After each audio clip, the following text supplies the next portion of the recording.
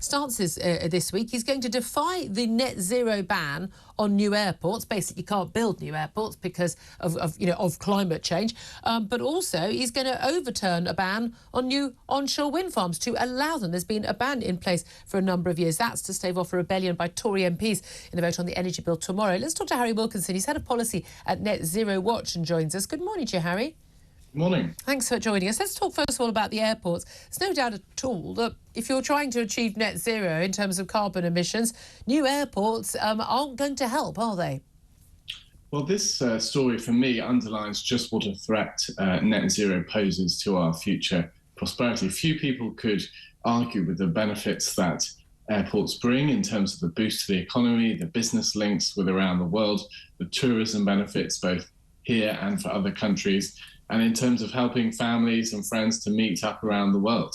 These are enormously beneficial developments, and it's right that the Prime Minister has said that they do need to go ahead.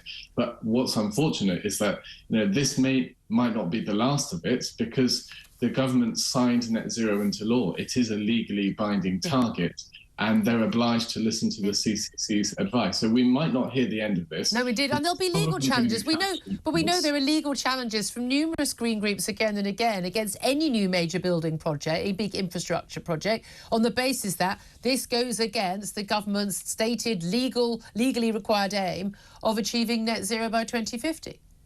Exactly, and that is a threat to all of our prosperity. Yep. All these crucial projects being held up. So, what I would say is actually net zero, fine to have it as an ambition, but when it's a legally binding target, all of our prosperity is at risk. And the government can't address different considerations equally. Yes, climate change is one of those considerations that they should be thinking about. They should be thinking about lots of other considerations as well, not only this, but as long as net zero is a legally binding target, they have to privilege climate change above all others. It seems to me they should only be considering it in how do we mitigate against it. If we're going to have warmer summers, then we'll design buildings differently. If we're going to have colder winters, we're going to have more rain. But there isn't a crisis. No one sane who's read any of the documents thinks there's a crisis. It's just scaremongering and hysteria. And we just need to be tackling this in a sensible way. And I do expect my government not to go along with the mad hysteria that's going on. One thing you and I certainly both agree on is yes, let's have more green energy. But green energy that costs a fortune and isn't reliable ain't much use to us if we also have to have gas-powered stations, nuclear power stations to provide backup. We've got offshore wind farms continuing apace, extra money for those and lots of move towards that. But there has been a ban on onshore wind farms being built, basically not very popular with an awful lot of people. I think they're a horrible blight on the landscape. Again, they're not reliable enough. They don't provide enough of our sources of energy. But the government is going to overturn the existing ban on onshore wind farms being built. But this is due to a rebellion by Tory MPs from across the spectrum of Tory MPs in this vote expected in the energy bill tomorrow. Do you think that's the right decision or the wrong decision, Harry? Well, there's no doubt we have a big issue with planning in this country, but it's very sad to see that the one thing that is going to be unlocked is onshore wind, because as you say, it just won't provide the energy needs that we're looking for.